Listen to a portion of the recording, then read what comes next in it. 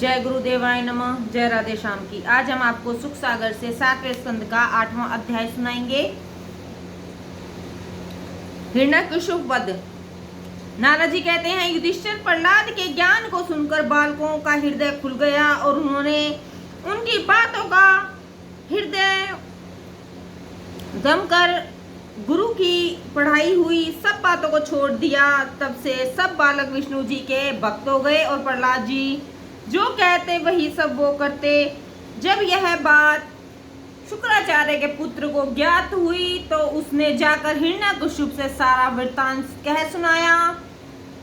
उसे सुन वह महान क्रोधित हो गया और शीघ्र ही प्रहलाद को बुलाने की आज्ञा दी। प्रहलाद बुला कर आए।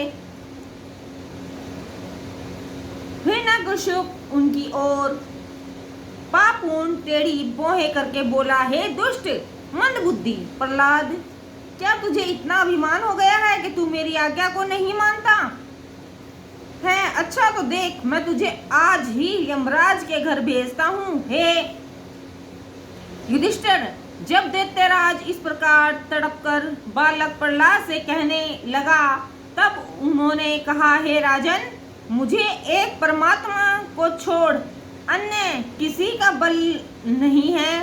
इस त्रिलोकी को रचने वाला जो ईश्वर है, मैं उसी आदि पुरुष परमात्मा का भरोसा और बल मानता हूँ। आप मेरे साथ ऐसी असुरता क्यों प्रकट करते हैं? आप अपने मन को स्थिर कर समदर्शी हो जावें तो न आपका कोई शत्रु है न मित्र। यह सब व्यर्थ ही माया का प्रसार है। हे राजन, यह सुनकर हिरण्यकशिपु क्रोध में आ गया और उसने बड़े जोर से प्रहलाद को डांट कर कहा, चुप रह दुष्ट, मैं तेरी बकवास नहीं सुनना चाहता, क्योंकि अब तू निशंक और निर्भय हो गया है। जो मरने पर होते हैं वे ऐसे ही बढ़कर बात करते हैं।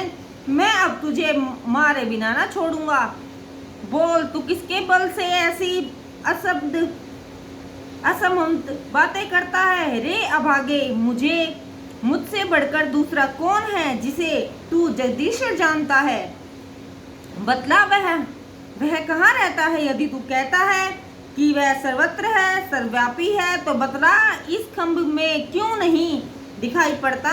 यदि इसमें से वह तेरा ईश्वर नहीं निकलता है तो मैं अभी तेरे सिर को काट डालूंगा, फिर देखूंगा कि तेरा ईश्वर विष्णु तुझे कैसे बचाता है। ऐसा कहकर हिरण्यकशिपु ने उस खंभे पर जोर से एक हाथ मारा। फिर तो उसमें से एक बड़ा गंभीर और भयानक शब्द उत्पन्न हुआ, जिसकी ध्वनि से आकाश मंडल व्याप्त हो गया। वहां जितने देवते बैठे थे मूर्छित होकर गिर पड़े। देवलोक में ब्रह्मा जी का सिंहासन हिल उठा। लोग त्राही त्राही करने लगे। हिरण्यकशिपु इधर उधर देखने लगा पर उसे कोई दिखाई ना पड़ा।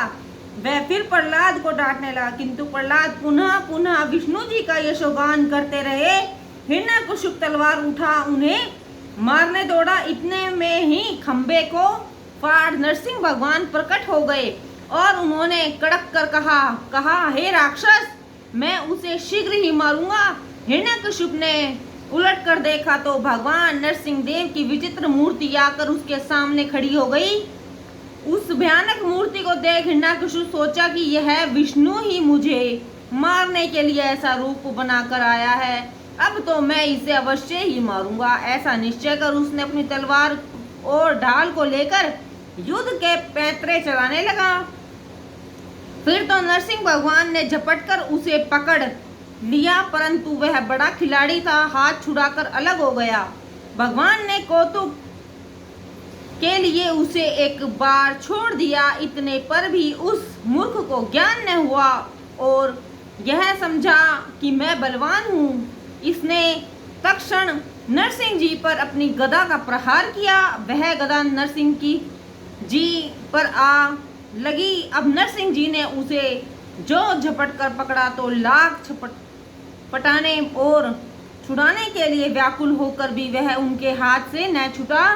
फिर तो उसे पकड़े हुए भगवान कूद कर उसके सिंहासन पर जा बैठे और उसे अपनी जंघाओं पर गिराकर अपने तीक्ष्ण नखों से ऐसे ही फाड़ डाला जैसे गरुड़ महाविषधर सर्प को फाड़ डालते हैं। उस समय नरसिंह भगवान के नेत्र क्रोध से ऐसे भयंकर हो गए थे कि किसी को उनकी ओर देखने का साहस ना होता था।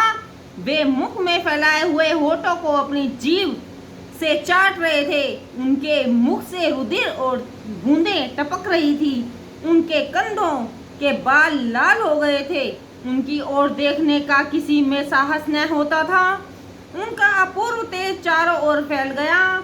जब यह समाचार देवलोक में पहुंचा तो देवता, गंधर्व, अप्सराएं आदि सब हर्ष से खिल उठे। फूलों की वर्षा होने लगी। देव विमानों से आकाश भर गया। वे प्रसन्न होकर नगाड़े और दुदुम्बियां बजाने लगे। भगवान के पार्षद और देवादित्य सबने पृथक पृथक भगवान की स्तुति की। इंद्रादि के हर्ष की अंत न रहा। भगवान का क्रोध अब तक भी शांत न हुआ।